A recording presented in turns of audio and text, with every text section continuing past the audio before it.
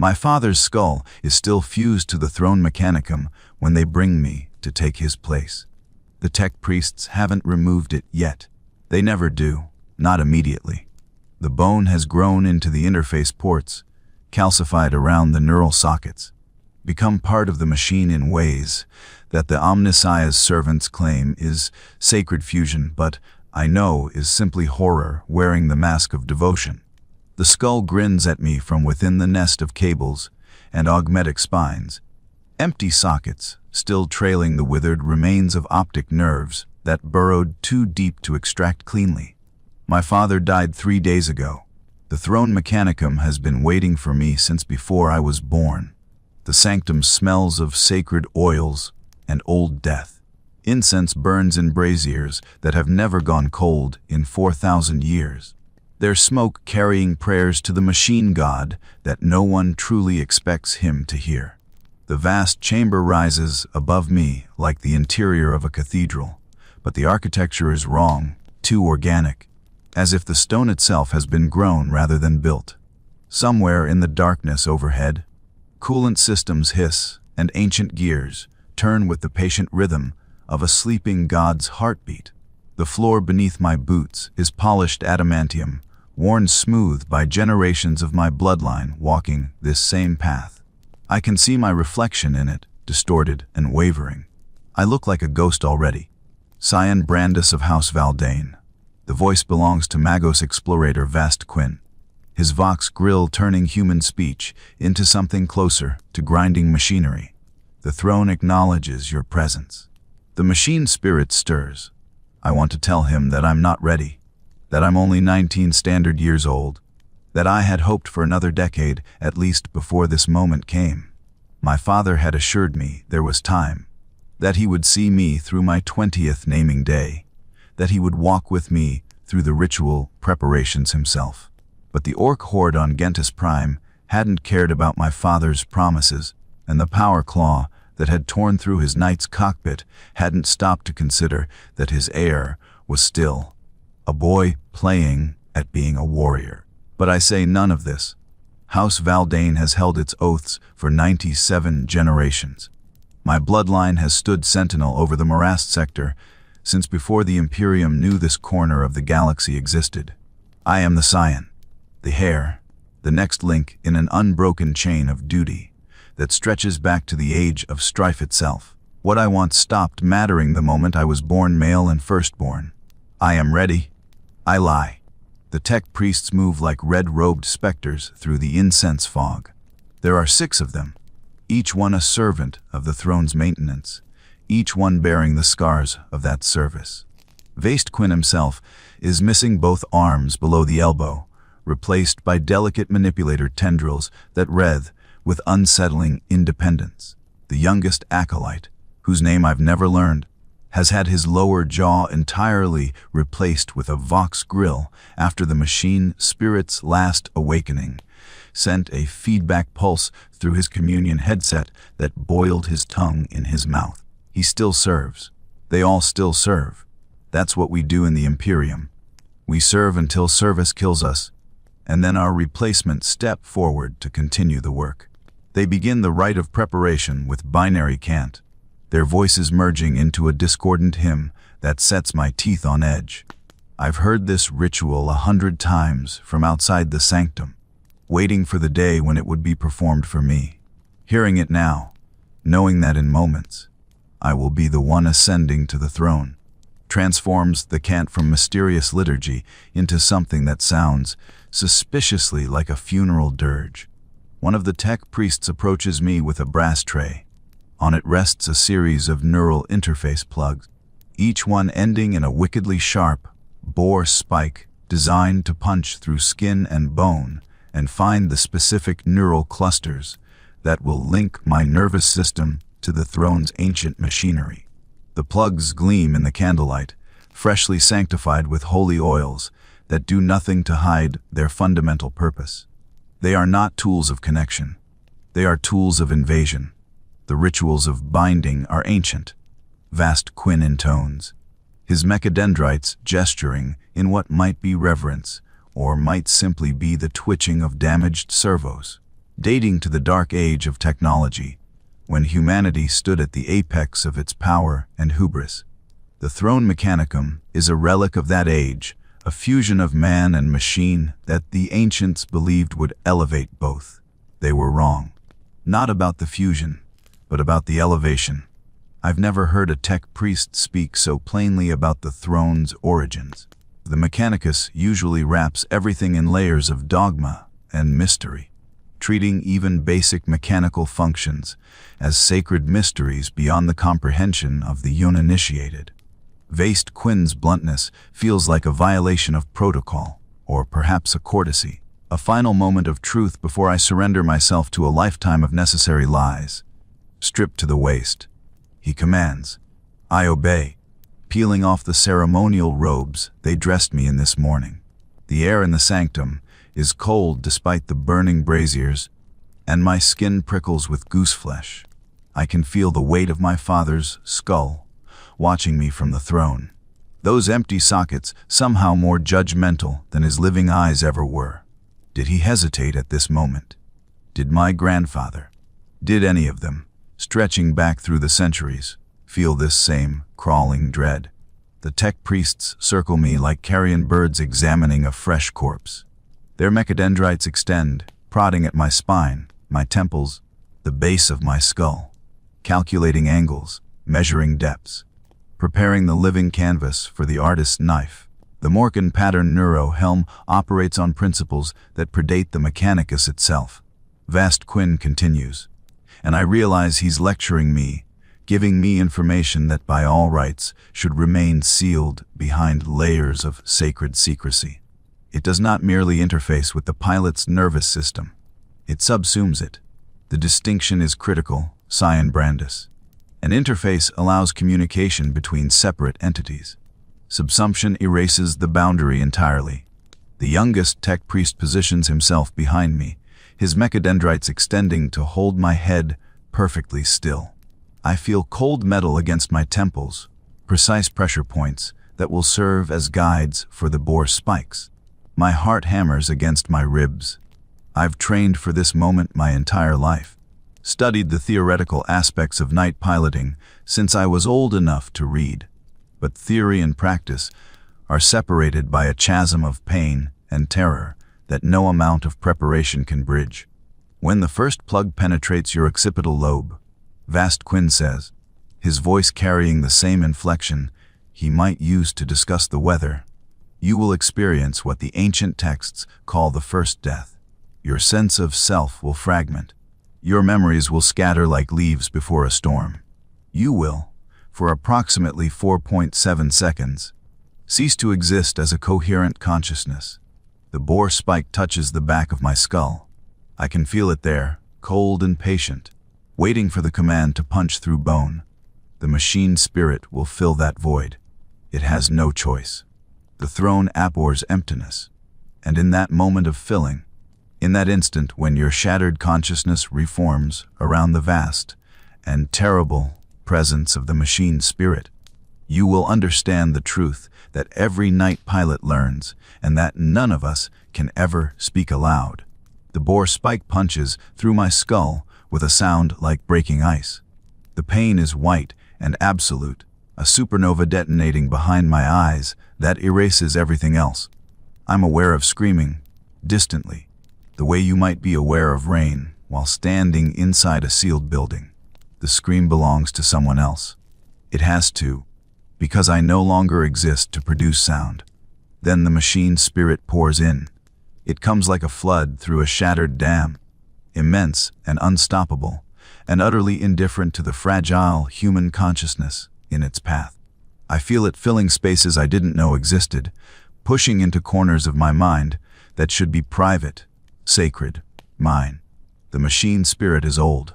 Older than my bloodline, older than the Imperium, older perhaps than human civilization itself.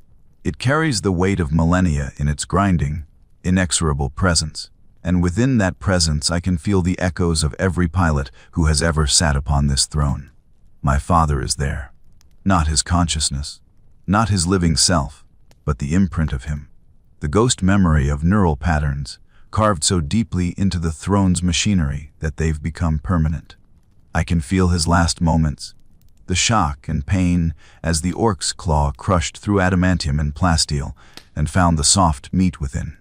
I can feel his final thought, clear as crystal: Brandis isn't ready. But I am. I have to be. Because the alternative is to fail, and failure means the breaking of oaths that have held for nearly 10,000 years. The second bore spike drives into my temple. This time I understand what's happening, which somehow makes it worse. I can feel the spike threading through gray matter, its tip guided by the machine spirit itself, seeking specific neural pathways with predatory precision. The Morkan pattern neuro helm isn't content with surface-level connection. It wants depth. It wants totality. It wants to replace my nervous system's natural authority with its own implacable will. My left arm spasms, not because I've commanded it to move, but because the machine spirit is testing the connection, sending experimental impulses down neural pathways to gauge their responsiveness. My fingers curl and uncurl. My shoulder rotates through its full range of motion. The movements are mine, but not mine.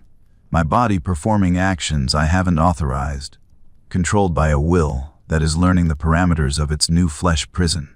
Breathe. Cyan, Vast Quinn's voice cuts through the maelstrom. The integration proceeds as intended. 4 more plugs remain. 4 more deaths. 4 more invasions. 4 more pieces of myself surrendered to the machine's hungry void. The third spike takes my right temple. The fourth, the base of my spine, threading upward into my brain stem with agonizing slowness. The fifth and sixth bracket my shoulder blades, tapping into the nerve clusters that control my arms and torso. With each penetration, I feel my body becoming less mine, more ours, more its. The machine spirit spreads through my nervous system like frost across glass, beautiful and terrible and utterly irreversible. And then they lower the helm itself. I had seen it before, of course. The Morkan pattern neuro helm is the sacred crown of every night pilot, a thing of dark metal and ancient circuitry that looks more like an instrument of torture than a piece of sacred technology. The interior bristles with additional interface spikes, smaller than the bore plugs, but far more numerous. Hundreds of them designed to penetrate scalp and skull, and find the precise neural points that will complete the subsumption. The helm settles onto my head with a weight that feels like destiny. The interior spikes slide home with surgical precision, each one a new point of invasion, a new surrender. I can feel them burrowing into my brain, spreading like roots, interconnecting in patterns that follow blueprints laid down in the dark age of technology by engineers who understood neural architecture better than any human has in the 10,000 years since. The machine spirit surges. It's not sudden. It's not violent. It's simply inevitable, the way a tide comes in or a star collapses. The machine spirit has been waiting, patient as only a machine can be patient, for this moment of complete connection. Now that the helm is in place, now that every interface is live and active, it can finally show me what I truly am. Not a pilot, not a warrior, not even really human anymore. A component, a wetware processor, a biological subunit integrated into a weapons system that was ancient when the Emperor still walked openly among men. The sanctum disappears. My awareness expands, rushes outward, suddenly inhabiting a body that stands 40 feet tall and masses 400 tons. I can feel every servo, every actuator, every armor plate as if it were my own skin. The Knight's reactor hums in what I now understand as my chest, a miniaturized sun contained by fields that I can sense and adjust with a thought. The battle cannon mounted on my right arm is an extension of my limb, as natural as my original flesh hand once felt. The Reaper chainsword mag locked to my left hip waits with predatory eagerness, its machine spirit a small, vicious thing that dreams endlessly of cutting and rending and tearing. I try to move my original body, my meat body, the small organic thing still seated at the heart of this metal colossus. My hand twitches, my fingers curl, but the movement is sluggish, delayed, like trying to manipulate a puppet through thick gloves. My true body now is the knight itself. The meat is just the pilot assembly, the biological guidance system that gives the machine spirit direction and purpose. Integration complete. Vest Quinn announces, his voice now coming through the knight's external audio receptors rather than my meat ears. Scion Brandis is bound. The lineage continues. House Valdane stands ready. I want to scream. I want to tear the helm from my head, rip the boar spikes from my skull, flee this sanctum and never return. But I can't. Not because the tech priests would stop me, but because the machine spirit won't allow it. The thought of removal causes a spike of what I can only describe as existential horror to lance through my consciousness. The throne and I are one now. Separation would be amputation. It would be death. Not my death. Our death. The machine spirit carries no malice. It feels no triumph at my horror. It simply is, vast and patient and utterly convinced of the righteousness of our union.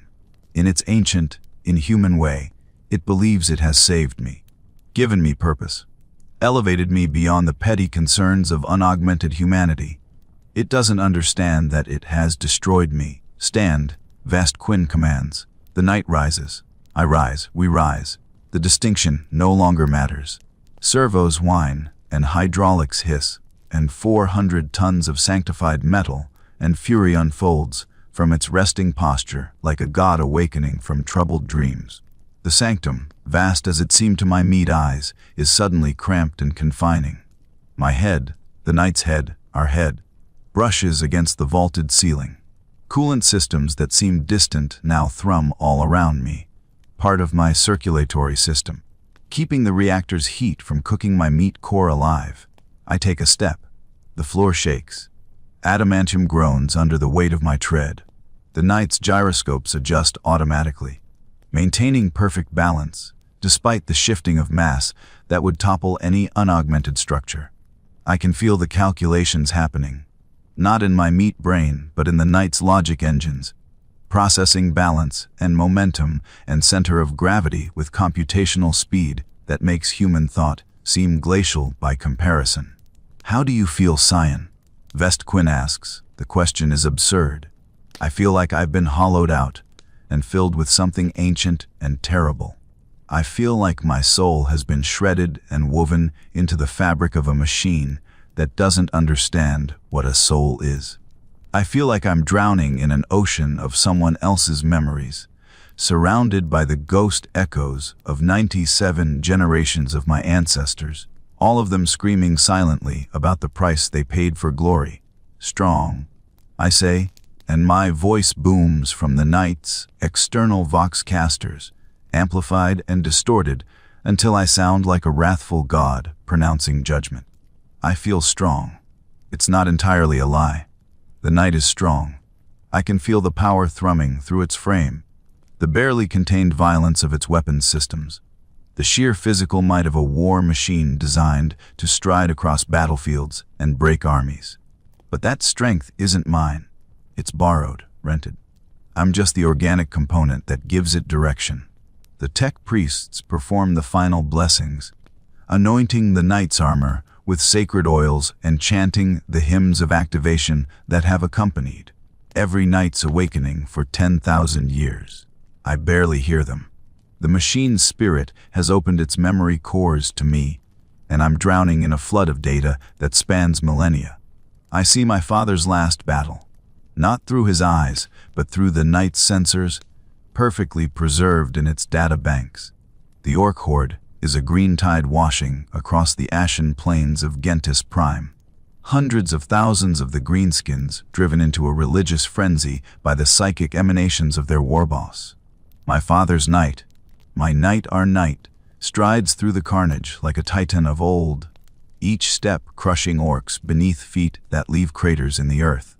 The battle cannon roars, each shot a small sun that vaporizes dozens of the creatures.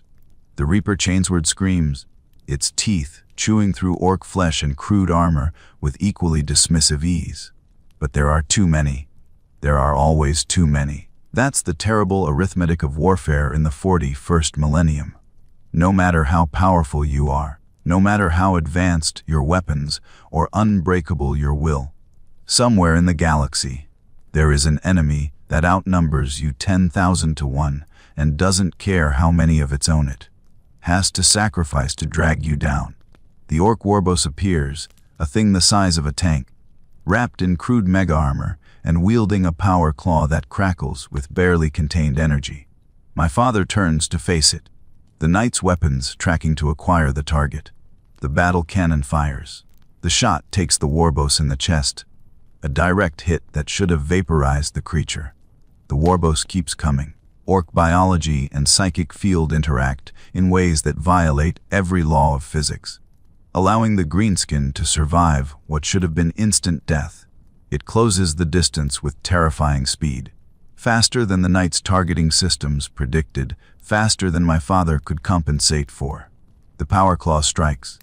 It punches through the knight's cockpit armor like it's cheap plasteel instead of adamantium blessed by 100 generations of tech priests.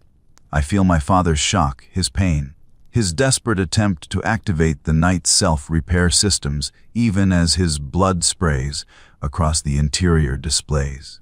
The machine spirit howls, a sound of rage and loss that transcends mere programming. Then my father dies, and the machine spirit begins to wait. It waited 3 days. 3 days of perfect patience, while my father's body cooled and his blood congealed, and his bones began the slow process of fusing with the interface ports. The machine spirit felt no grief. It feels no emotions at all in the way humans understand them. But it knew it needed a new pilot, a new meat component to restore its functionality, and so it waited with the certainty of a machine that has waited before and will wait again. Now it has me. The night walks. Vest Quinn pronounces, his voice carrying the weight of ritual completion. House Valdane endures. The vigil continues.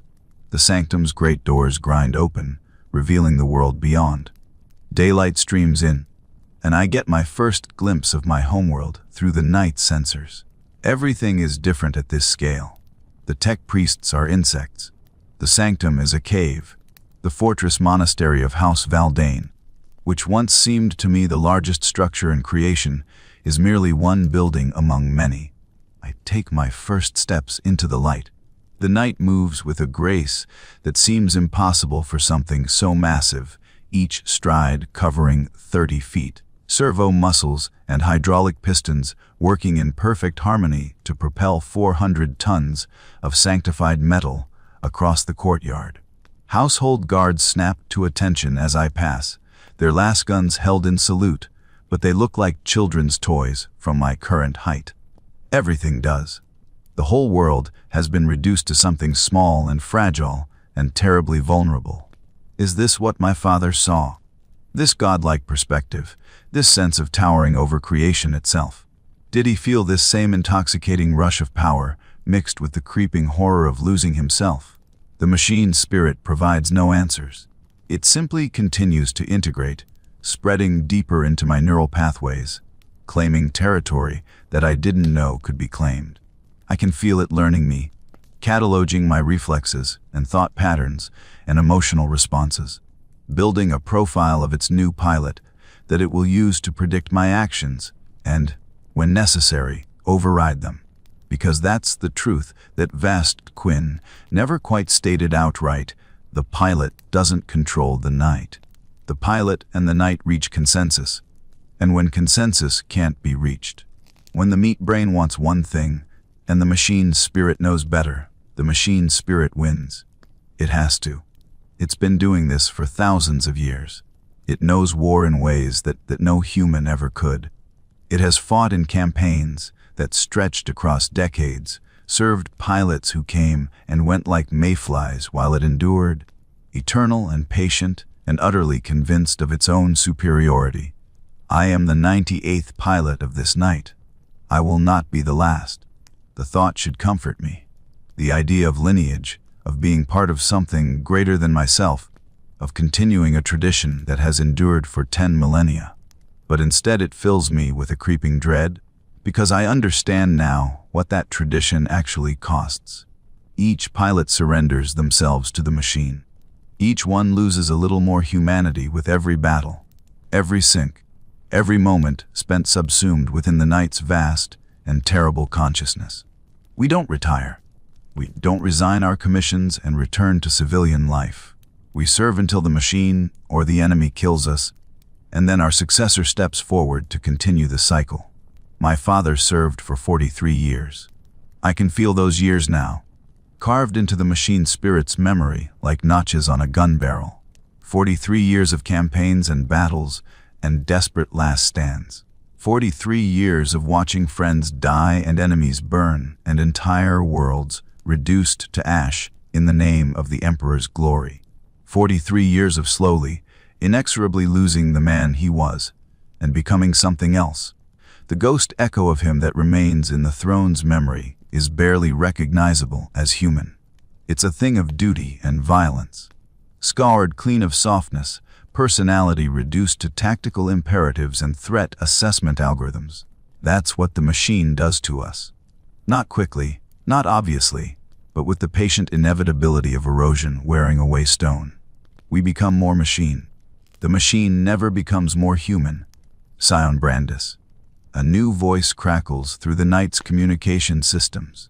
Baron Commander Kestrel, the master of House Valdane's Knight household, his own knight visible in the distance as a titan silhouette against the morning sky. Welcome to the vigil, boy. How does it feel to be a god? The question is meant to be welcoming, I think. A piece of dark humor shared between those who understand what the throne demands. But it strikes me as fundamentally wrong. I'm not a god. I'm a prisoner wearing a god's corpse. It feels like duty, Baron Commander. I respond, my amplified voice echoing across the courtyard. Good answer. Kestrel's knight turns, servos whining with the movement. The Duke commands your presence in the strategium. The astropathic choir received a distress call during the night. Eldar raiders, moving against the Agri worlds in the Solonius belt. House Valdane marches to war at first light tomorrow. War. Already. I've been in the throne for less than an hour and already I'm being called to battle.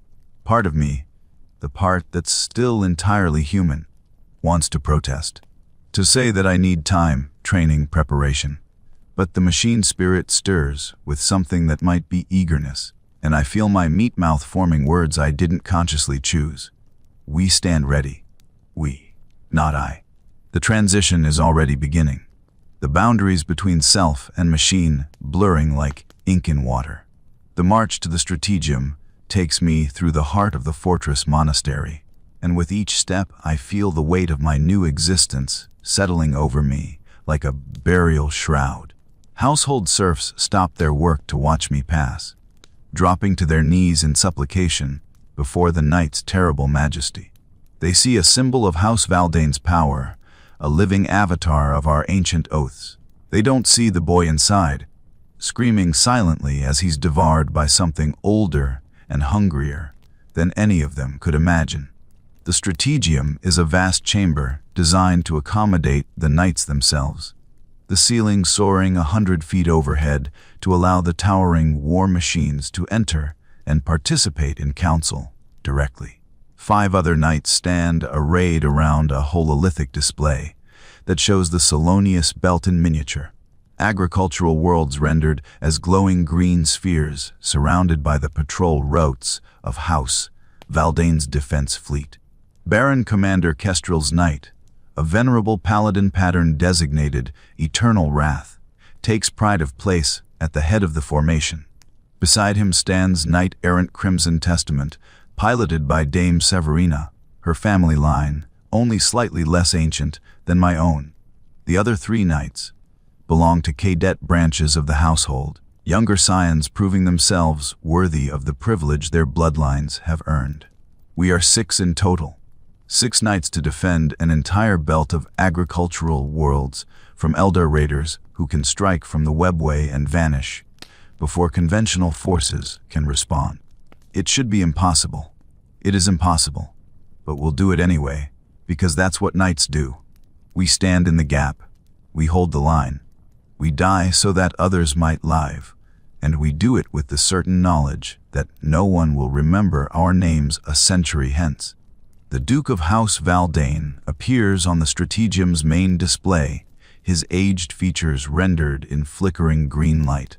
He's too old to pilot a knight himself now, his body too frail to survive the throne's demands, but his mind remains sharp and his authority absolute.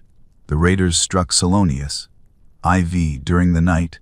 He begins without preamble. 3 hab complexes burned, 14,000 dead. The astropaths report the Elder are using some form of cloaking technology that defeats our augur arrays. They strike, pillage, and vanish before our fleet can intercept. I access the tactical data through the Knight's systems, absorbing information at speeds my meat brain could never manage. The Elder attack patterns are designed for maximum psychological impact, targeting population centers and leaving survivors to spread terror. They're not trying to conquer. They're trying to break morale, to make the agri-worlds too terrified to maintain production. It's working. Food supplies throughout the sector are already dropping below acceptable levels. If the raids continue, millions will starve. House Valdane will deploy to Salonius IV at first light. The Duke continues. Baron Commander Kestrel will command. Your objective is simply draw the Elder into open battle and destroy them utterly. Show them that human worlds are not undefended. Show them that House Valdane still honors its oaths. Simple. Draw out an enemy that can strike from dimensions beyond human comprehension and vanish at will. Force them into a stand-up fight they have no reason to accept. Defeat warriors who have been perfecting the art of war since before humanity discovered fire. Simple. The machine spirit is unconcerned. It has fought Elder before, many times across its long service. It knows their tactics, their weaknesses, their arrogance. The ghost echoes of my ancestors whisper strategies and countermeasures. Centuries of accumulated knowledge flowing through neural pathways that are no longer entirely mine. We will not fail, Kestrel declares, and I feel my own vox casters echoing the sentiment without conscious direction. The War Council continues for another hour. Logistics and deployment schedules and supply chain management. But I'm barely present for it. The machine spirit has begun pulling me down into its memory banks, showing me the battles it has fought, the enemies it has killed, the countless ways it has brought death in the Emperor's name. I see worlds burning, entire cities reduced to glowing slag by sustained barrage fire, orc hordes mowed down in their millions, chaos cultists crushed beneath our feet, their bodies bursting like overripe fruit, Tyrannid bioforms torn apart by the Reaper chainsword, Ecker spraying across armor that has been blessed to resist the great devourer's acidic blood. The machine spirit shows me these things without pride or shame. It's simply demonstrating capability, proving to its new pilot that we are an instrument of incredible violence, and that violence is our purpose. We exist to kill in the Emperor's name. Everything else is secondary. And the terrible thing is, part of me responds to this. Part of me feels a savage joy at the carnage, a sense of righteous purpose in the destruction. The machine spirit's values are seeping into my consciousness, rewriting my moral framework to align with its own mechanical certainty. What should horrify me is starting to feel necessary. Justified. Good. This is how they all fall. Not in a single moment of corruption, but through slow erosion. Day by day and battle by battle, until the pilot can no longer remember who they were before the throne claimed them. The War Council concludes. The knights disperse to their individual sanctums for final preparations. I follow, my massive strides carrying me through corridors that were designed for beings my size, past viewing ports that show the fortress monastery sprawling across the mountainside below. My sanctum is adjacent to my father's quarters, connected by a short tunnel that allows the pilot to move between night and human spaces without exposing themselves to outside observation. I navigate the passage, feeling the night's bulk scraping against walls that seemed vast when I was just meat. The disconnection process is worse than the connection. Tech priests swarm over the Knight's cockpit, their mechadendrites interfacing with control ports and life support systems. They begin the shutdown sequence, reducing the throne's power output to minimal levels, preparing to sever the neural connections that bind me to the machine. This will be painful, Scion, Vest Quinn warns. The throne does not release willingly. The first bore spike withdraws. Agony lances through my skull, white-hot and absolute. But worse than the pain is the sense of loss, of amputation, of something vital being torn away. The machine spirit howls, a sound of rage and abandonment that only I can hear. It doesn't want to let me go. We are one now. We should remain one. The second spike withdraws. Then the third. Each extraction is its own small death, a piece of my awareness being ripped away and leaving only bleeding emptiness behind. The Knight's sensory feeds go dark one by one. The massive limbs become distant foreign, no longer extensions of my will. By the time they lift the helm from my head, I'm weeping. Not from the pain, though that's considerable. From the grief. The machine spirit is still there, lurking at the edges of my consciousness, but its vast presence has diminished to a whisper. I feel small again, weak, fragile human. The tech priests lift me from the Throne Mechanicum, my meat body limp and unresponsive. My legs won't support my weight. My arms hang useless at my sides. The neural shock of disconnection has temporarily paralyzed my organic nervous system, as it does for every pilot, every time. They carry me to the recovery chamber, a small room adjoining the sanctum that smells of counterseptic and old sweat. They lay me on a bed of cool metal. Stimulant injectors slide into ports surgically implanted along my spine. The drugs burn as they flood my system, forcing my meat body to remember how to function independently of the machine spirit's guidance. Feeling returns in stages. First my fingers twitching weakly against the bed surface. Then my toes, my arms. The paralysis recedes like a tide going out, leaving me shaking and nauseated but functional. Rest, Scion, Vest Quinn says, his voice surprisingly gentle despite the Vox grill's mechanical rasp. Your body needs time to readjust. We march at first light. You have until then to remember how to be human. He leaves. They all leave. I'm alone in the recovery chamber, staring at a ceiling I can barely see in the dim red light of the sanctum's emergency lumens. I try to remember my mother's face. The effort should be trivial.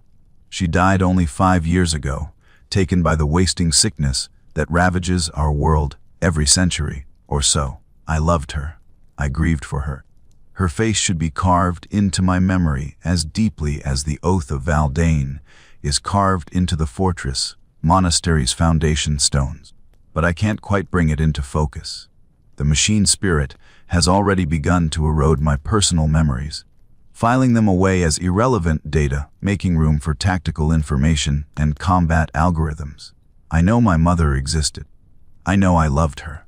But the specific details, the color of her eyes, the sound of her laugh, the way she smelled of lavender and gunpowder, all of it is fading like an old photograph left too long in the sun.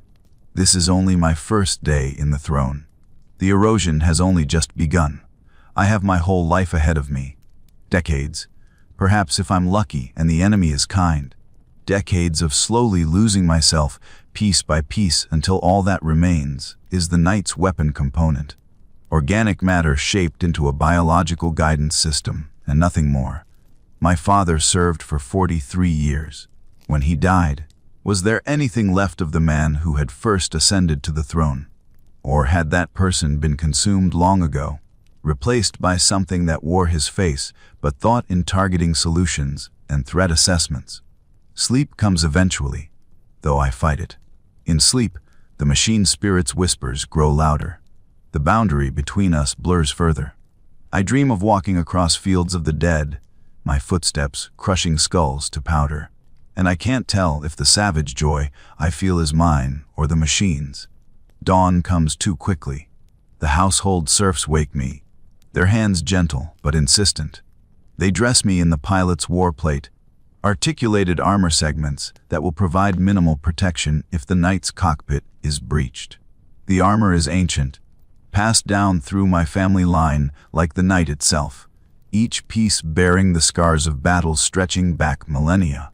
I don't eat. The thought of food makes me nauseated, though the serfs insist I need to maintain my strength. They don't understand that the throne will sustain me once I'm reconnected.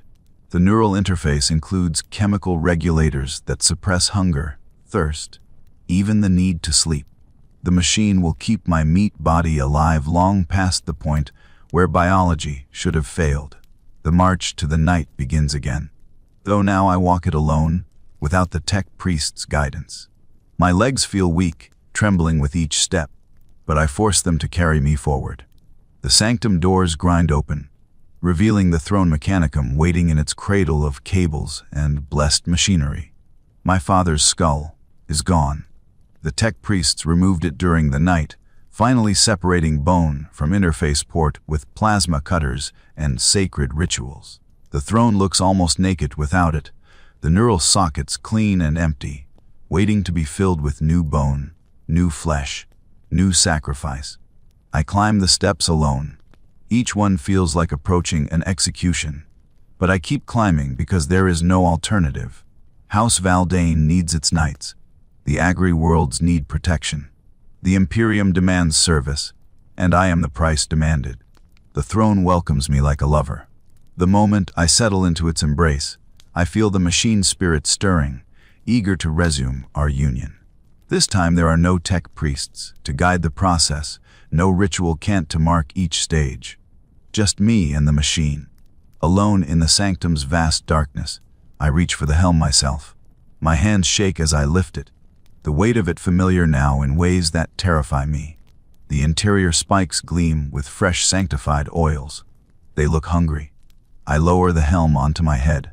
The spikes slide home with practiced ease, finding the wounds from yesterday's connection and burrowing deeper, carving new channels through brain tissue that has already begun to reshape itself around the intrusion. The pain is less this time, or perhaps I'm simply becoming accustomed to it. The machine spirit doesn't wait for my permission. It floods in the moment the connection completes, vast and terrible and intimately familiar. This time I don't fragment. The first death doesn't come. I'm too integrated already, my consciousness too entangled with the machines for clean separation. We merge instead, blending together like two colors of paint, and I can't tell anymore where I end and it begins. The night rises. We rise. I rise. The pronouns tangle in my thoughts, refusing to settle into comfortable patterns. Baron Commander Kestrel is waiting in the courtyard, his knight already active and armed.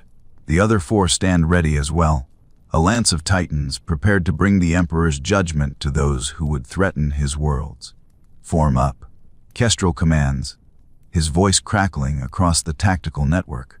We march to the landing fields. The transport cruiser Valdane's Pride waits in orbit. Estimated transit time to Solonius IVI, 14 hours. Use the voyage to commune with your knight's machine spirit. We go into battle the moment we make planetfall. The march begins. 6 knights striding in formation through the fortress monastery's gates, our footsteps shaking the earth, our war horns blaring the ancient anthem of House Valdane. The household guards line our route, thousands of men and women in the Duke's livery, their lasguns raised in salute. They're cheering. I can hear them through the night's audio receptors, their voices tiny and distant, celebrating our departure as if we're heroes marching to glorious victory rather than weapons being deployed to kill and die in the Emperor's name. Do they understand what we are? Do they see the knights and imagine noble warriors, champions of humanity's eternal crusade? Or do they see the truth, that we're prisoners in metal shells, our humanity being slowly devoured by machine spirits that care nothing for our suffering? The transport cruiser's cargo holds are cavernous spaces designed to carry entire companies of Imperial Guard, but they feel cramped with 6 knights mag locked to the deck. The ship's crew gives us wide berth. the menials and ratings averting their eyes, as if looking directly at a knight might somehow curse them. Perhaps it would. We are holy relics and instruments of death in equal measure, blessed by the Mechanicus and stained with the blood of 10,000 battlefields. The voyage to Salonius IV passes in a fugue state. The machine spirit doesn't sleep, doesn't rest, and neither can I while we're connected. Instead, it pulls me deeper into its memory cores, showing me more of the wars it has fought, the campaigns it has won and lost. I see the Horus heresy, though the machine spirit's memories from that time are fragmented and corrupted. I catch glimpses of knights fighting knights, brother against brother. The civil war that nearly destroyed humanity played out on a scale that makes the current conflict seem like a minor border skirmish. The machine spirit remembers sorrow from that time, or something like sorrow, a deep systemic wrongness when its weapons were turned against other knights instead of the Imperium's external enemies. I see the age of apostasy 5,000 years later. The machine spirit fought in the wars that followed Sebastian Thor's reformation, purging heretics and burning temples that had been raised to worship the ecclesiarchy's corruption. The memories are clearer here, and I watch through the knight's eyes as entire cities burn, the flames reaching high enough to char our armor plating. I see wars against the Tau, against the Tyranids, against orc wise that numbered in the hundreds of millions. I see chaos incursions where reality itself bent and twisted, where daemons walked, and the knight's weapons acquired a glow of blessed fury as the machine spirit's ancient programming recognized the presence of the ruinous powers. Each memory comes with attached data, tactical assessments, threat evaluations, post-battle damage reports. The machine spirit doesn't experience these wars as stories or tragedies. It experiences them as learning opportunities, each conflict a chance to refine its algorithms and improve its performance. And slowly, inexorably, I find myself adopting the same perspective. The burning cities stop looking like atrocities and start looking like necessary tactical solutions. The millions of dead stop being individual tragedies and become acceptable casualty rates in service of strategic objectives. This is how it happens, not through a single moment of corruption, but through exposure to the machine spirit's worldview, until that worldview becomes your own. The knight has been killing for 10,000 years. It will continue killing for 10,000 more. The individual lives it ends are irrelevant in the face of that eternal purpose. I try to hold onto my horror. I try to remember that every casualty statistic represents a person with hopes and dreams, and loved ones who will mourn their passing. But the memories keep coming, wave after wave of violence and destruction, and my resistance weakens with each new atrocity I witness through the machine's merciless eyes. Entering orbit around Salonius IV, the ship's Vox system announces, night deployment in 30 minutes.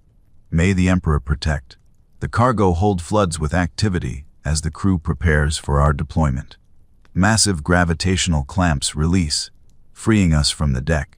Drop pods larger than hab blocks slide into position beneath each knight, their interiors bristling with shock absorption systems and emergency retro thrusters. We will fall from orbit like meteors, plunging through Salonius IV's atmosphere in controlled descents that will leave smoking craters where we land.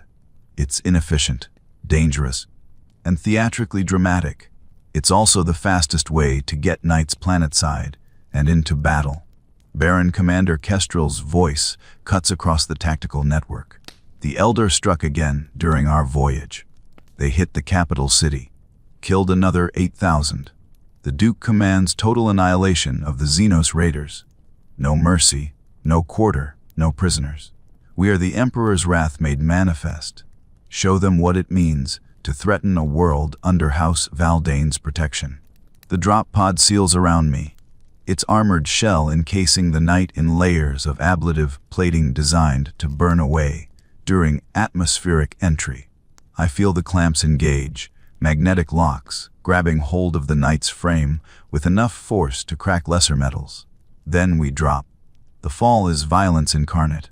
Gravity seizes us and hurls us toward the planet below with casual brutality. The drop pod shakes and rattles, its ablative armor burning away in sheets as atmospheric friction transforms our descent into a column of fire. I can feel the heat through the knight's armor, temperature sensors screaming warnings as external plating approaches critical limits. The machine spirit is calm. It has done this hundreds of times before. It knows the tolerances, understands the physics, trusts in the drop pod systems to deliver us safely to the surface. I scream. I can't help it. The meat body's instincts override rational thought, flooding me with terror as we plummet toward the planet at speeds that should liquefy flesh and shatter bone. But the knight's shock absorption systems engage at the last moment. Retro thrusters firing in perfect sequence to slow our descent from terminal velocity to merely catastrophic. We hit the surface of Salonius IV like the fist of an angry god, the impact crater spreading outward in a perfect circle. Dust and debris thrown hundreds of feet into the air. The drop pod splits open like a flower, its armored petals falling away to reveal the knight within. I stand, servos whining as 400 tons of blessed metal rise from the smoking crater, and take my first look at the world I've been sent to save. Salonius IV is an agri-world, its surface dedicated almost entirely to food production for the surrounding sector. Vast fields stretch to the horizon, grain crops swaying in winds that smell of fertilizer and distant smoke.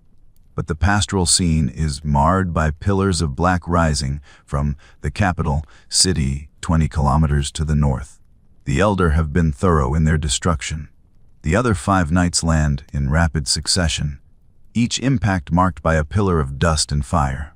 We form up without need for verbal commands, the tactical network linking our machine spirits in a gestalt consciousness that moves with eerie coordination.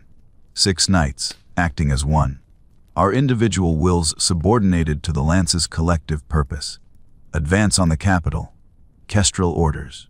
Kill anything that isn't human. We stride forward, our footsteps crushing furrows through the grain fields.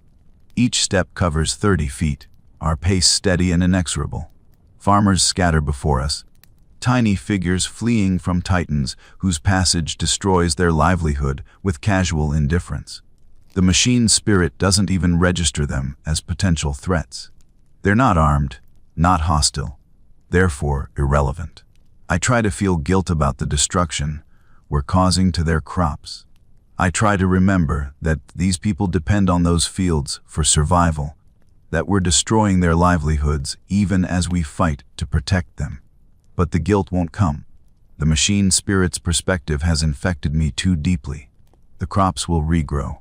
The farmers will plant new seeds. Our duty is to eliminate the Elder threat, and collateral damage to agricultural infrastructure is an acceptable cost. The capital city appears on the horizon, a sprawl of low-rise hab blocks and processing facilities designed with maximum efficiency and minimum aesthetic consideration. Smoke rises from dozens of locations, marking where the Elder struck. I can see bodies in the streets. Tiny figures that were people before the raiders came. Spread out. Kestrel commands. Standard search pattern. The Elder are still here. I can feel them. He's right. The machine spirit sensors detect spatial anomalies throughout the city, subtle distortions in local reality that indicate webway portals. The Eldar haven't fled. They're still here, looting and killing, confident that their superior mobility will allow them to escape before we can engage. They're about to learn the error of that assumption. I move through the city streets. My knights bulk scraping against buildings designed for normal-sized humans. Every step crushes pavement and leaves footprints deep enough to serve as trenches. The machine spirit sensor arrays sweep constantly, searching for the telltale energy signatures of Elder technology. There, a flicker of movement 3 streets over, too fast for human reflexes, but perfectly clear to the knight's enhanced optics. I spot the raider, a lithe figure in armor that seems to shift colors like oil on water, carrying a human child clutched in one clawed hand. The battle cannon acquires the target. Firing solutions flood my consciousness. The machine spirit calculating trajectory and wind speed and a dozen other variables in the microseconds it takes my meat brain to recognize what I'm seeing. The elder is using the child as a shield, holding the screaming infant between itself and my weapons. I should hesitate. Every human instinct demands that I hold fire, that I find another solution, that I not murder an innocent child to kill a single enemy raider. But the machine spirit doesn't hesitate. The child is already dead. The elder kill for sport, torture for pleasure. The infant will die screaming in some dark webway tunnel, its suffering drawn out for Xenos amusement. Better a quick death now than hours of agony later. I fire. The battle cannon's report is thunder made solid, a sound that rolls across the city and sets off every alarm still functioning. The shell crosses the distance in a heartbeat, too fast for the elder's superhuman reflexes to dodge. The explosion vaporizes both raider and child in an instant of white-hot fury. Nothing remains but a smoking crater and the fading energy signature of disrupted webway technology. I killed a child. I murdered an infant to eliminate an enemy combatant. The knowledge should devastate me, should send me screaming from the throne in horror at what I've become. But I feel nothing. The machine spirit approved of my decision. The tactical calculus was sound. One child died to prevent future suffering. Acceptable losses. I'm monster. The realization comes with clinical detachment, observed from a distance as if it's happening to someone else. The boy who climbed into the throne 2 days ago would have been destroyed by this. That boy is gone now, replaced by something that can murder children and call it duty. Contact! Dame Severina's voice crackles across the tactical network. Multiple raiders, southeast quadrant. They're making for a webway portal. I pivot, the knight's gyroscopes maintaining perfect balance, as 400 tons of metal reverses direction with startling agility. The machine spirit highlights the raiders on my tactical display, a dozen elder moving through the city with inhuman grace, their arms laden with loot and captives. They're fast, faster than anything human has a right to be. But we're not hunting them as individuals. We're hunting them as a lance. 6 knights coordinating through the tactical network with machine precision. Kestrel moves to cut off their escape route. Severina advances from the east. I come from the north. My Reaper chainsword humming to life as the machine spirit anticipates close combat. The elders see the trap closing and attempt to scatter. Their superhuman agility allowing them to leap between buildings and change direction in ways that defy physics.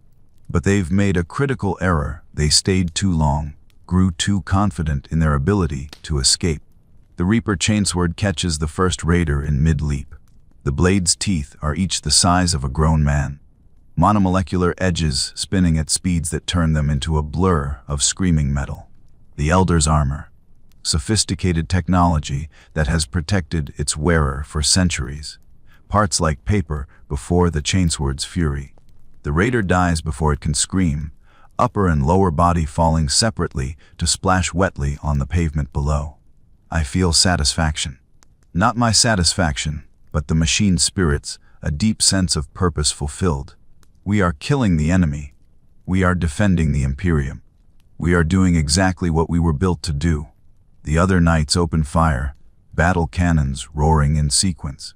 The explosions walk through the remaining raiders like the footsteps of invisible giants. Elders scatter, their formation breaking. Individual warriors seeking cover or attempting to activate emergency teleportation devices. We hunt them through the ruins of the capital, our sensors piercing walls and roofs to find the hiding Xenos.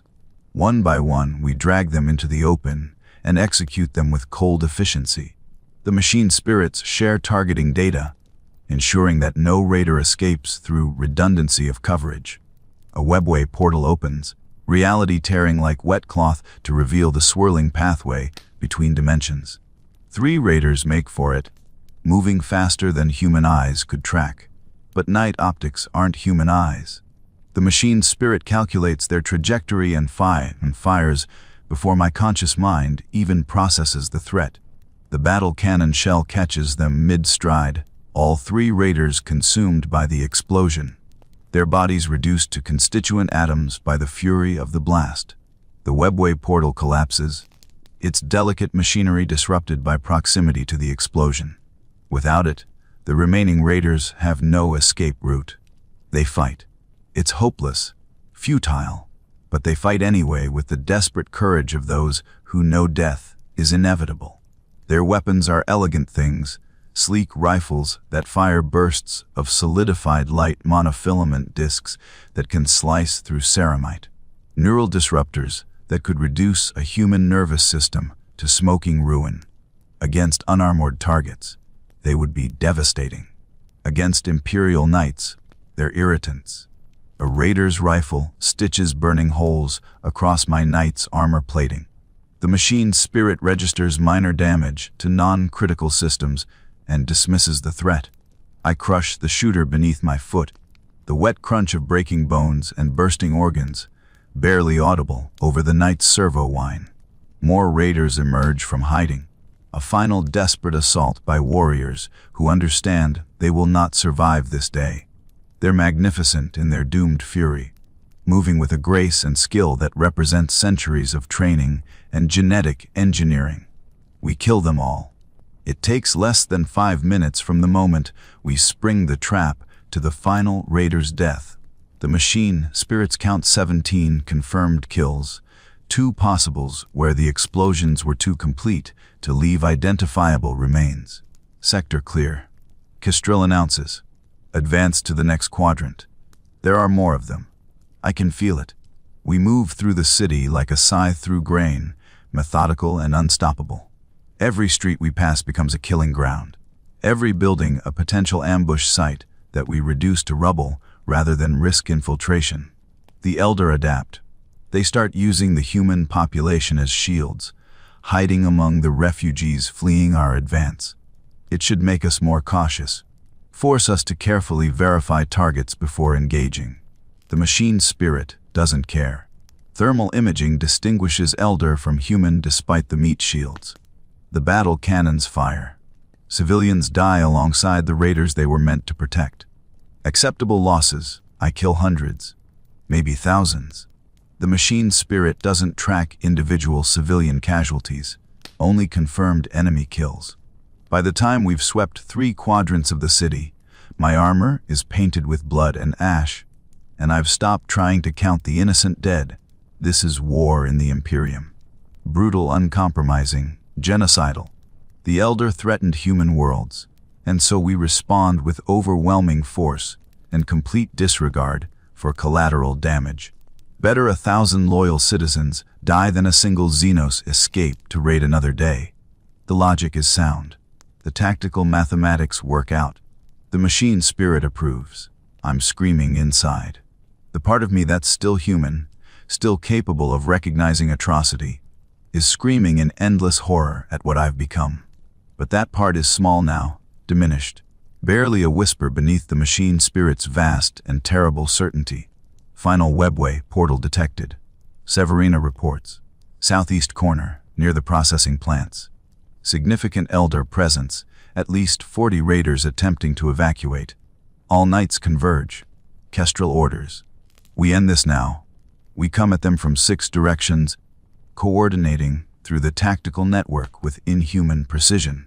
The Elder see us coming and form a defensive perimeter around their portal, weapons ready.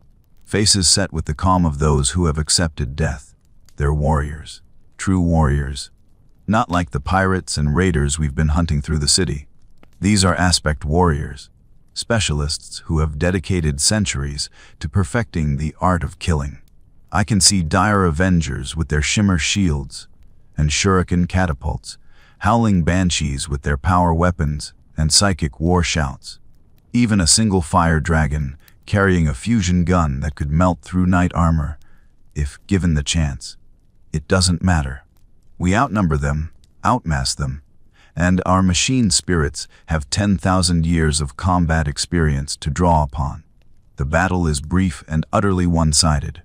The elder warriors fight with desperate skill, their weapons finding weak points in our armor, their movements flowing like water around our attacks. The Fire Dragon's fusion gun burns a molten crater in Severina's knight's chest plating, forcing her to trigger emergency coolant systems to prevent reactor containment failure. But skill can't overcome the fundamental arithmetic of the situation. We're 40-foot-tall war machines. They're infantry, no matter how enhanced. My Reaper chainsword cuts through their formation like it's not there, the blade's screaming teeth, reducing aspect warriors to components despite their centuries of training. Kestrel's battle cannon fires point blank into their defensive position. The explosion throws bodies like leaves in a storm. The surviving Elder break scattering, attempting individual evacuations through the webway portal. We kill them before they can escape. Every single one. The last Eldar warrior dies with her hand reaching toward the portal. Fingers outstretched toward salvation she'll never achieve. The webway portal collapses with a sound like reality sobbing. The Elder raid is over. Salonius IV is secure. We stand among the ruins of the capital city. 6 knights surrounded by the bodies of our enemies and the collateral damage of our victory. The fires are still burning. The civilian dead number in the thousands. But the Elder threat has been neutralized. Mission accomplished. Kestrel reports to the Duke. All enemy forces eliminated. Requesting permission to return to base. Granted. The Duke's voice crackles back across the Vox. Well done, Baron Commander. House Valdane has honored its oaths once more. The surviving civilians emerge from hiding. Refugees streaming back into their destroyed city. They should hate us. We killed as many of them as the Elder did, maybe more. Our weapons indiscriminate in their fury. But they don't hate us. They kneel instead, hundreds of them dropping to the rubble-strewn ground in supplication before the knights. They're praying, I realize, giving thanks to the Emperor for our intervention, praising House Valdane for delivering them from the Xenos threat. They don't understand. They can't understand. We're not saviors. We're weapons that happen to be pointed in a direction that benefited them this time. The machine spirit feels no satisfaction at their worship. It simply waits for the next deployment, the next battle, the next opportunity to fulfill its eternal purpose. I wait too. Because that's all I am now. A waiting weapon. Organic components housed in a metal shell, ready to kill at the Imperium's command. The journey back to the transport cruiser passes in a haze. The machine spirit withdraws slightly during the voyage, allowing me to drift in a semi-conscious state that isn't quite sleep. I dream of the child I killed, its face forming and reforming in endless variations because I never actually saw its features before I vaporized it. The disconnection process when we return to the fortress monastery is routine now. The pain barely registers. I've already learned to accept the agony as the price of service, inevitable as sunrise. They carry my paralyzed meat body to the recovery chamber. The stimulants burn through my veins. Feeling returns. I try to cry. The tears won't come. The machine spirit has begun suppressing emotional responses, optimizing my neural chemistry for combat efficiency rather than human feeling. 3 days. I've been a night pilot for 3 days, and already I can feel my humanity slipping away. Baron Commander Kestrel visits me during recovery. His meat body looks ancient, far older than his 68 standard years should warrant. The throne ages its pilots in ways that go beyond simple time, wearing them down through constant neural invasion until they're hollow shells wearing human skin. You did well on Salonius EV, he says, his voice rough from decades of screaming during battle.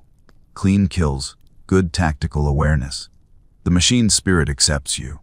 I murdered a child, I say. The words come out flat, emotionless, statement of fact rather than confession. Kestrel nods.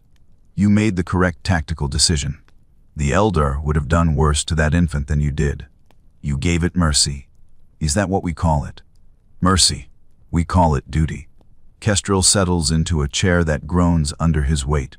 I know what you're feeling, boy. The horror, the sense of becoming something monstrous. Every pilot goes through it. But it passes. How long? For me, about 6 months. After that, the moral question stopped seeming relevant. The machine spirit's perspective becomes your perspective. What once looked like atrocity starts looking like necessary action. You stop fighting it and start accepting that we are what we are, weapons in the Emperor's service. 6 months.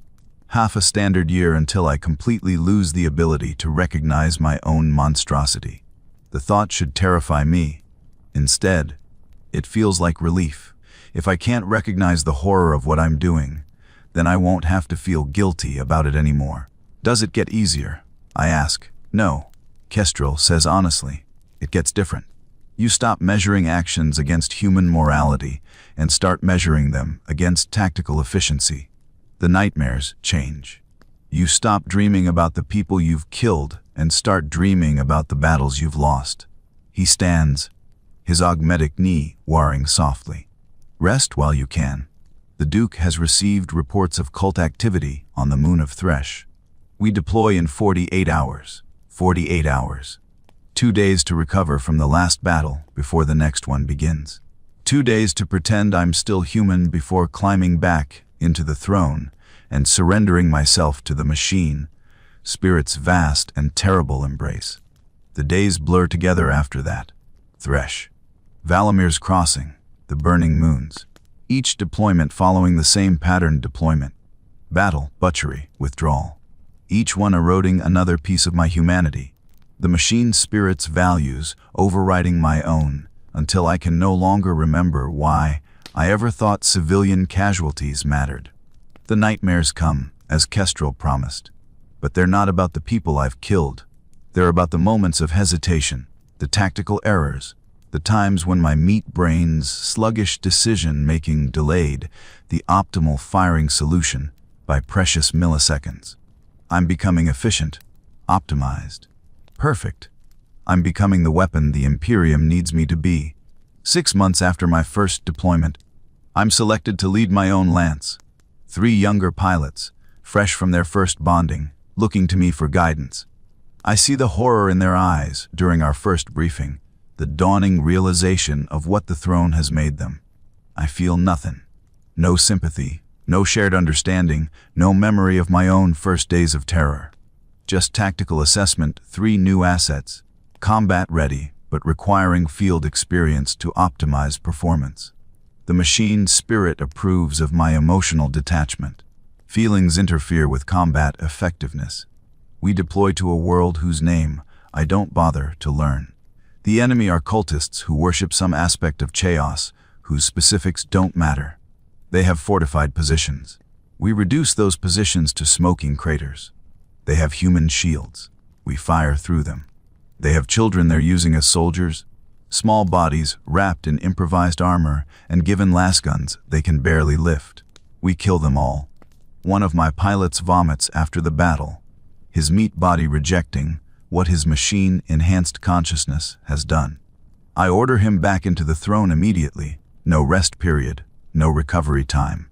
The only cure for moral weakness is more exposure, more killing, more erosion of the conscience, until it finally stops screaming. He thanks me later. Says it helped. Says he can sleep now without seeing their faces. I tell him that's good, that he's progressing well, that the machine spirit is pleased with his development. I don't tell him that the ability to sleep after killing children isn't progress. It's damnation wearing the mask of efficiency. But maybe I don't need to tell him. Maybe he already knows. Maybe we all know, deep in whatever fragments of humanity still linger in our augmented minds, that we're monsters serving a monstrous Imperium that demands monstrous deeds in the name of mankind's survival. And maybe that knowledge doesn't matter, because the alternative is admitting that everything we've done, every life we've taken, every horror we've committed was for nothing. Better to be a monster in service of a cause than a murderer without purpose. The years accumulate. 5, 20, each one measured not in standard calendar days, but in campaigns fought Enemies killed, worlds burned in the Emperor's name. My meat body ages, but slowly. The throne's life support systems keeping me combat effective long past natural lifespan. My pilots change. The 3 I started with are dead now, killed in battles whose specifics I can't quite remember. They've been replaced. Then their replacements were replaced. The faces blur together, young scions arriving full of hope and horror, leaving as corpses or cynical killers, depending on how long they survived.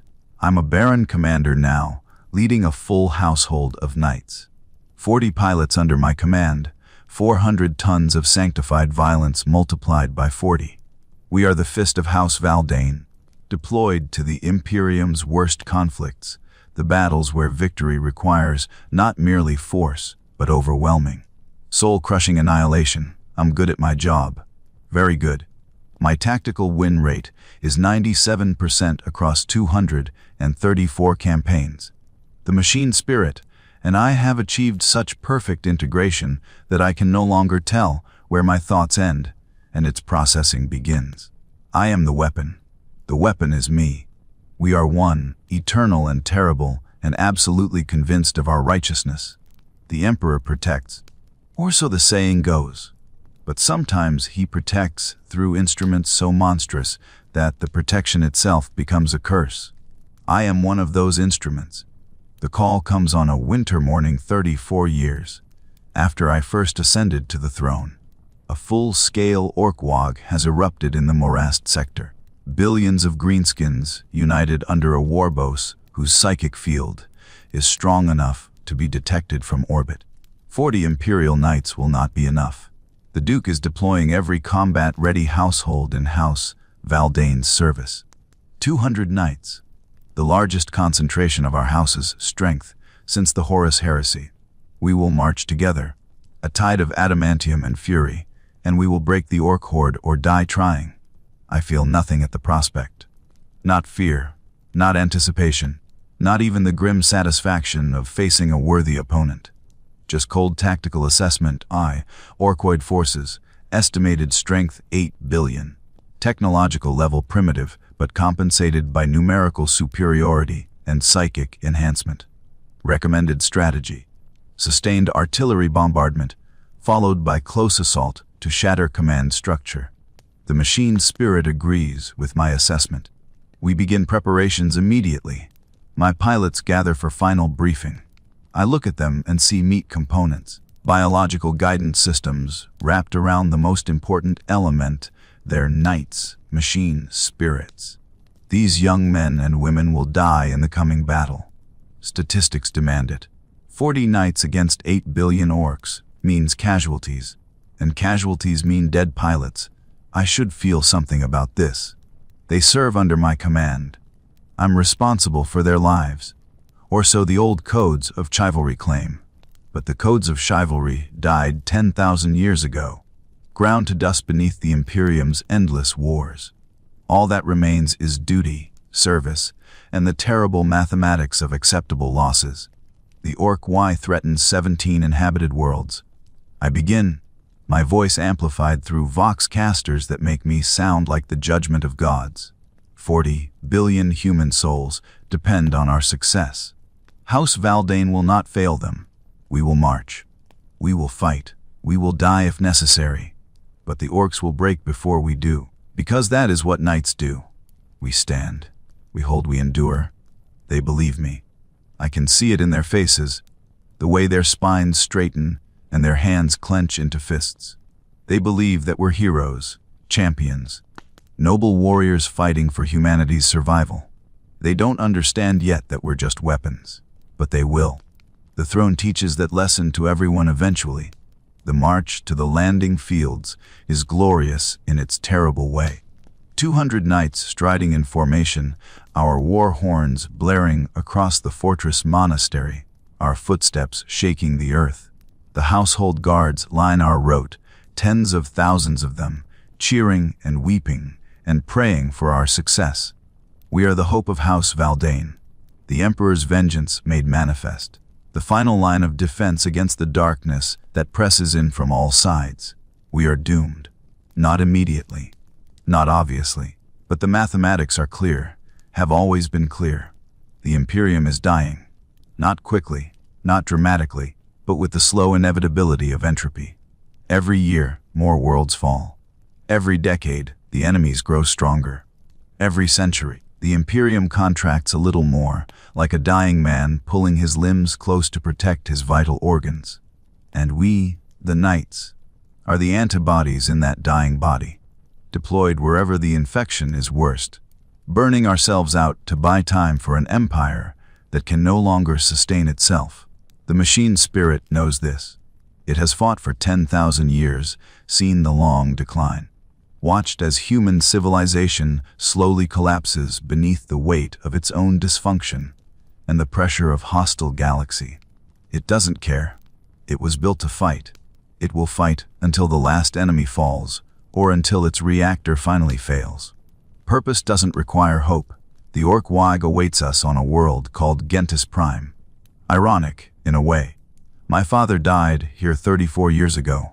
Now I return, leading 40 knights to fight the same enemy that killed him. The planet is barely recognizable. The Orc presence has transformed it from temperate agri-world to apocalyptic wasteland. Crude fortifications sprawl across the landscape, massive walls of scrap metal and bones. Billions of orcs swarm across the surface like a green plague, their numbers so vast that they appear as a single seething mass from orbital observation. Deploy for combat. I order. Standard dispersal pattern. Lance integrity takes priority over individual glory. We hunt. The command hangs in the metallic air of the cockpit. A final sliver of human will before the machine takes full dominion. The word echoes in the silent space between thought and action. A ghost of intent before the ghost in the machine asserts its absolute control. We hunt. The tactical auspex paints the ruins of the manufactorum in shades of thermal decay and structural stress. The elder are phantoms within it, their life signs cool and elusive, flickering at the edge of detection like candle flames in a gale. They move through the skeletal remains of industrial gantries and collapsed assembly lines with a grace that feels like a personal insult to the crude. Brutalist reality the Imperium builds. My knight, Ferrum Vindicta, does not see grace. It sees angular velocity, predictive trajectories, and thermal discrepancies of 0, 3 degrees that indicate active photon displacement fields. It calculates, it adjusts, it proposes firing solutions that bloom in my mind's eye as crimson arcs of certainty. I do not command my limbs to move. The impulse forms a desire to advance, to flank through the shattered western conduit bay, and the knight moves. The feedback is so seamless it feels like proprioception. The groaning step that crushes a fallen crane cabin is my footfall. The hiss of actuators in the left knee joint is the pop of my own cartilage. I am not piloting a war machine. I am a war machine that dreams, occasionally, of having been a man. Lance integrity holds. The younger pilot's science pleel, Vorix, and the twins, Castor and Pollux, are green, their neural bonds fresh and agonizing. I can feel their distress as a faint harmonic tremor across the tactical link, a psychic bleed of migraine pain and sensory overload. But their machine spirits are strong, ancient patterns of aggression and feudal loyalty that clamp down on the soft human terror. They hold formation, a diamond of devastation moving with grinding purpose through the ruins. Contact left. Hi, gallery! Palil's voice is a strained shout across the Vox. His knight, Duty's Edge, swings its thermal cannon upward. My own auspex had registered the anomaly 0, 4 seconds earlier. The machine spirit had already begun the power transfer to my own shoulder, mounted weapon, judging Palil's angle of fire to be suboptimal. 2 elder warriors unfold from the shadows of a ruptured furnace. They are not the swift, light-footed rangers we butchered in the streets. These are larger, clad in heavier, serpentine armor that seems to drink the weak light. Their helms are crafted into the snarling visages of predatory reptiles. Howling banshees. The machine spirit's databanks disgorge the designation along with terabytes of associated combat data close assault specialists. Psychosonic war shrieks capable of disrupting machine systems and shattering human minds. Power weapons capable of shearing through adamantium. One of them opens its mouthplate. No sound my organic ears could detect issues forth, but the Knight's external audio pickups translate it into a wave of sheer data-corrupting noise. A shriek that is also a virus. My cockpit displays stutter. A warning rune flickers, reporting minor glitching in the left ankle stabilizer. To Palil, less integrated, less hardened, the effect is catastrophic. Duty's edge stumbles, its movements becoming jerky and uncoordinated as the pilot's brain is savaged by frequencies designed to liquefy thought. The second Banshee leaps. It arcs through the air, impossibly far. A glittering power sword held in a two-handed grip aimed at Palil's cockpit. The machine spirit does not need my permission. My Knight's arm comes up. Not the massive battle cannon, too slow for this. The heavy stubber array mounted on the wrist barks to life. It is not a precision instrument. It is a tool for area denial, for shredding infantry. At this range, against an aerial target, it is a storm of solid slugs. The calculations had been flawless. The storm intercepts the Banshee mid-leap. The Elder's kinetic field flares a brilliant, doomed purple as it absorbs a dozen rounds. The 13th punches through. Then the 14th. The elegant warrior is ripped apart, its body disassembled into a cloud of armor shards and blue mist that patters against Palil's canopy. The first Banshee, seeing its kin destroyed, turns its shriek towards me. The machine spirit dampens the external audio, filtering the sonic attack into a manageable harmonic shiver that runs through the throne. I feel it in my teeth. The machine spirit presents a choice: close and engage with the Reaper chainsword, or eliminate with the battle cannon and risk Palil's immobilized Knight with the blast radius. There is no choice. The calculus of lance integrity is clear. Voryx is already moving to intercept, his Knight's chainsword roaring. I override the machine spirit's suggested solution. Not with words, but with a surge of intent so forceful it feels like a hemorrhage in my own skull. I fire the battle cannon. The world detonates in a sphere of fire and concussion. The Banshee, the gallery it stood upon, and 20 meters of manufactorum wall cease to exist. The shockwave rocks Duty's edge, but its armor holds. Palil's biosigns, spiking with panic, begin to steady. The machine spirit registers the deviation from optimal tactics. It does not rebuke. It simply files the action away under a new behavioral parameter. Pilot exhibits residual, inefficient protective bias towards lance mates. Adjust predictive models accordingly. It notes the erosion of my humanity as a system quirk. We push deeper. The Elder resistance crystallizes. They are no longer fleeing. They are drawing us in. We are the blunt instrument. They are the scalpel. And they are leading us to the operating table. The Auspex shows the central forge temple ahead, a vast cavernous space where the planet's geothermic heart had once been harnessed. Now, it thrums with a different, colder power. A webway portal, unstable and massive, swirls like a wound in the air above the temple floor. Around it, Elder move with purpose, not panic. They are making their final stand, protecting their escape route. They're funneling us. Voryx grunts, his Knight crushing a Wraithbone artillery piece underfoot. This is a killing field. He is right. The approaches to the forged temple are wide, but covered by elevated firing positions crafted from Wraithbone and salvaged plasteel. Bright lances and star cannons, weapons that can pierce our armor, glare down from the shadows. The temple floor itself is a maze of shattered machinery and molten slag pits, perfect for ambush by their close combat specialists. The machine spirit runs simulations. Probability of lance survival if we assault directly 3%. It proposes alternative siege tactics. Call for orbital bombardment, retreat and regroup. The Duke's command echoes in the hollow place where my memory resides. Total annihilation. No mercy.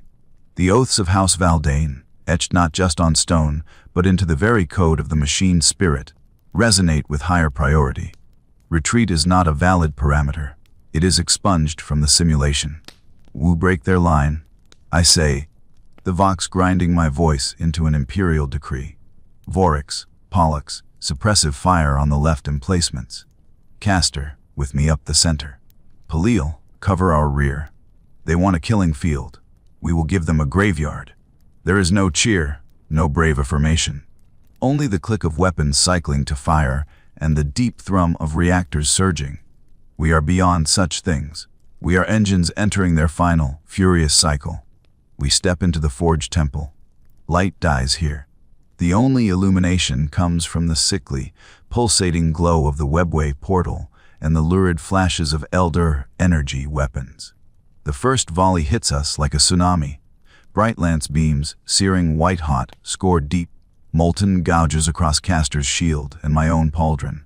Star cannon clusters explode against our hulls, not piercing, but scarring, blinding sensor arrays. The noise is not of war, but of a screaming, violent science experiment. We return fire. My battle cannon roars, shelling the elevated positions. A wraithbone platform vanishes in a thunderclap of splinters and dying aliens. Vorix's thermal cannon sweeps a line of incandescent death across the right flank, turning Elder and their weapons to vapor and slag. But they are everywhere, moving through the darkness and the maze with infuriating speed, their attacks precise, aimed at joints, vision slits, weapon mounts. Caster's Knight, Honor's Price, takes a bright lance through the knee actuator. It stumbles, going down on one leg with a deafening crash. Before he can rise, a trio of howling banshees is upon him, their power swords plunging into the gaps in his armor. His scream is short, wet, and then his biosign flatlines. The machine spirit of Honor's Price gives one last, furious psychic shout across the link before falling silent. A star winking out. Pollux sees his twin die. A raw, human sound tears from his vox, a wordless cry of rage and grief. His knight, Oath of Vengeance, breaks formation, charging heedlessly into a nest of dark reapers. Missiles streak towards him. He bats one aside with his chainsword, but two others impact his chest.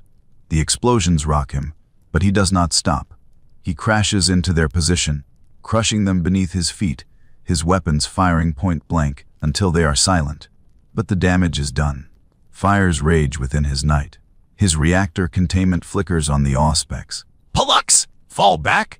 Stabilize your core, Vorix bellows. It is too late. The Elder focus their fire. A concentrated lance strike punches through the weakened armor on his back. Oath of Vengeance stiffens, then collapses forward like a felled tree. The reactor goes critical. The ensuing blast is a small sun, vaporizing a quarter of the temple floor and sending a shockwave that knocks my knight back a step. Two more friendly icons vanish from the auspex. In 5 minutes, the lance is halved. My mind should be reeling with loss. The machine spirit tallies the reduction in combat effectiveness, 47.8%. It adjusts the remaining tactical parameters. Palil is panicking, his fire becoming wild, inefficient. Vorix is holding, but his knight is accumulating damage at an unsustainable rate, and I feel only a cold, clear focus. The human part of me is a distant observer, screaming behind thick glass. The machine part, the vast, dominant part, sees only the objective, the webway portal. It must be destroyed. The calculus is simple, we cannot stop them from leaving. Therefore, we must collapse the gate upon them. New priority. I vox my voice utterly calm amidst the storm. The portal. All fire on its stabilizing pylons. Brandis, they're all over us. Pleel cries, his knight staggering as a laser blast shears away its chainsword. Ignore them. Target the pylons. It is the only victory condition left. We turn our wrath from the harrying attackers to the immense, swirling rift. The elders seem to understand our intent. Their attacks redouble in desperation. A bright lance shears through the armored cowling of my battle cannon, rendering it a silent, sparking mass of wreckage. An alert chimes the Reaper chainsword's motor is overheating from overuse. Its teeth, dulled from carving through wraithbone and armor. Vorix's thermal cannon swivels and unleashes a sustained beam into the base of a shimmering pylon. The alien material glows, resists, then begins to flow like molten glass. The portal wavers, its color shifting from a bruised purple to an angry red. A shadow falls over me. I turn. Not fast the night moves with the stately, inevitable pace of a glacier. Standing before me is an elder warrior in armor of black and blood red, taller and more ornate than any I have seen. It wields a massive spear, crackling with wicked energy. A wraith construct, but not the lumbering ghost of a dead warrior. This one moves with a predatory, conscious malice. An autarch, the commander. The spirit of a master of war housed in a body of living wraithbone and hatred. It moves. It is a blur. My auspex struggles to track it. The machine's spirit compensates, extrapolating from microseconds of data. It brings my chainsword up in a parry. The autarch's spear meets it. The shriek of the two weapons locking is a physical pain. Energy discharges, crawling over my knight's arm. The machine's spirit reports catastrophic stress on the elbow joint. We are dueling. A 40-foot titan and a 9-foot specter, locked in a dance of annihilation. The autarch is faster, it strikes like lightning, probing for weaknesses. I am stronger, each parry or clumsy swing carrying the weight of continents. But I am being worn down. Each block drains power. Each near miss forces the gyros to work harder. The machine spirit feeds me probabilities with each passing second, each one dropping. Palil tries to intervene, firing his remaining functional weapon, a heavy stubber, at the autarch. The elder commander doesn't even glance. With a flick of its free hand, it unleashes a psychic pulse that crumples Duty's edge's remaining weapon mount like paper. Voryx is engaged with a swarm of striking scorpions, unable to assist. This is how it ends. Not in a glorious last stand against impossible odds, but worn down by a ghost, in the dark, for a world whose name I've already forgotten. A memory surfaces. Not mine. The machine spirit's. For my father. The moment the orc's power claw punched through his cockpit. The shock, the pain. And then, in the final microsecond before annihilation, a single, pure, unmediated act of will. Not a tactical command, but a human one. A refusal. No, not for himself. For me. Brandis isn't ready. The memory is a spark in the dark. It is human. It is fallible. It is weak. And it is everything the machine is not. The autarch drives its spear forward, aiming for the weakened joint at my knight's hip. A killing blow. I do not let the machine spirit move my knight. I move it. It is agony. It is like trying to swim through solid rock. The neural interface screams in protest, the machine spirit recoiling at this sudden, irrational seizure of control. The feedback is a white-hot spike driven through my brain. But for one instant, I am not a component. I am the pilot. I drop my knight. Not a controlled crouch. A dead weight collapse, straight down. The autarch's killing thrust passes through empty air where my hip had been. My 500-ton war machine lands directly atop the elder commander. The impact shakes the temple. I feel the wraithbone body shatter beneath me. Not through sensors, through the hull. A crunch of absolute, final destruction. The machine spirit reasserts control, furious, baffled by the illogical maneuver that resulted in optimal target elimination. It begins emergency diagnostics on the damage sustained from the uncontrolled fall. The left leg is locked. Multiple hydraulic lines severed. I am bleeding from my nose, my ears. The neural feedback has ruptured capillaries in my brain. I am smiling. It is a ragged, bloody thing. I won. Not the machine. Me. The ghost in the machine. One last time. Voryx! The portal. I gasp, the vox cracking. He understands. With Palil providing what cover he can, Voryx's knight, steadfast, plants its feet, ignores the small arm's fire pocking its armor, and pours the full, remaining charge of its thermal cannon, followed by a barrage from its battle cannon, into the base of the second pylon. The world holds its breath. Then, with a sound that is less a noise and more a tear in the soul, the webway portal collapses. It does not vanish. It implodes. The inrush of reality creates a vacuum that shreds the remaining elder, sucks debris into a vanishing point of light, and then releases a final, silent pulse of dark energy. The temple is still. The elder are gone, destroyed, or fled through other, smaller gates. The cost is etched in broken knight suits and cooling metal. Voryx's knight stands, smoking, but intact. Palil's is a wreck, but he is alive, his biosigns weak with shock. Mine is crippled. Castor and Pollux are gone. We have won. We have achieved total annihilation. We have honored our oaths. The machine spirit begins transmitting the victory report. It notes the tactical brilliance of the final maneuver against the autarch, attributing it to a novel, stress-induced optimization of combat algorithms. It makes no record of the human spark that made it possible. That data is irrelevant. The tech priests come later, cutting me from the throne. The disconnection is a greater agony than ever before. A ripping away that feels like the loss of a limb, a lung, a heart. They put me in the recovery chamber. The stimulants burn. The world returns, small, bright, and agonizingly loud. Voryx finds me there later. His face is drawn, aged a decade and a day. He looks at me, and I see not a hero, but a reflection of what he will become. We lost them, he says, his voice hollow. They died in service, I say, the words the throne gives me to say. Their names will be remembered. He nods, but his eyes say he knows the truth. The names will be carved in adamantine, yes.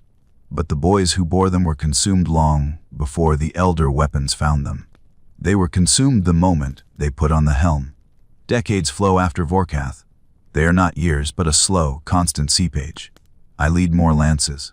I fight more wars. The galaxy offers an inexhaustible supply of enemies. The machine spirit and I are so perfectly fused that the periods of disconnection become a form of sensory deprivation. The world of flesh is a pale, unconvincing phantom. The real world is the throne, the steady thrum of the reactor, the clean, binary clarity of the Auspex display. I stop leaving my sanctum unless I must. The fortress monastery's halls feel confining. Its people like fragile, chattering dolls. I take my meals through an intravenous drip when in the throne, and tasteless nutrient paste when out of it. Sleep is a forgotten concept. I rest in a twilight state where the machine spirit's hum is my lullaby. I see the new Scythians brought before the throne, see the terror in their eyes as they look at me, the legendary Brandis, the Warbos killer, a man who has become more monument than human. They cannot see the screaming void inside the monument. They see only what I show them, an impervious will, a perfect union with the machine. I become their ideal, the endpoint of their journey. I am teaching them, with every silent, grim moment they observe me, how to die while still breathing. The day comes when the tech priests, led by ancient magos I do not recognize, come to my sanctum with grave faces. They run their diagnostics.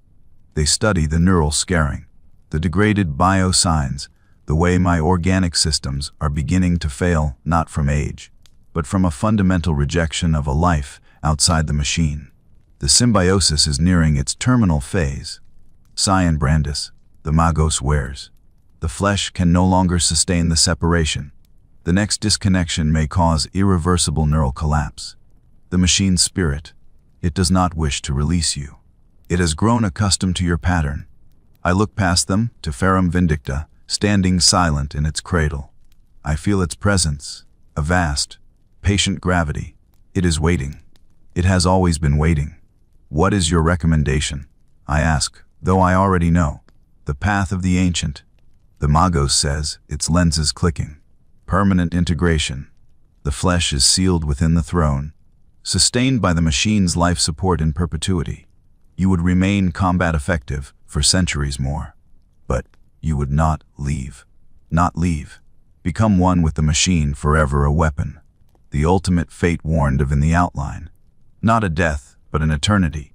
I think of my father's skull, fused to the port. I had thought it a horror. Now I understand it was a mercy. He had reached the end. He had chosen, or been chosen for, the only peace our kind is allowed. There is no decision to make. There never was. The oaths bind me. The machine needs me. The Imperium's wars are endless. Prepare the ritual, I say. The process is not like the initial binding. There is no pain. There is only a profound, deepening sense of rightness. They do not insert new spikes. They seal the existing ones in place, welding the helm to the throne, running permanent nutrient and waste lines into my atrophied body. They bypass my failing organs with secondary mechanical systems. My body becomes a lump of organic matter, a forgotten kernel at the center of a vast, metal shell. The final seal is a crystal plate they place over the cockpit viewport, etched with the heraldry of House Valdane and lit from within by a soft, green glow. My tombstone and my window to the world. The disconnection never comes. The thrum of the machine's spirit is now the only sound, the only feeling, the only reality. The memories of a boy, of a mother, of sunlight that was not filtered through a sensorium, are finally, gently, filed away into deep storage. They are not deleted. They are simply irrelevant. I am Scion Brandis of House Valdane. I am the pilot of Ferrum Vindicta. I am the ghost in the machine. I am the machine. And somewhere, in the infinite darkness of the 41st millennium, a new war is calling. The reactor's heartbeat quickens. Servos test themselves, hissing gently. On the tactical slate, a million light-years away, a system's distress beacon blinks. The night takes a step, then another. We hunt.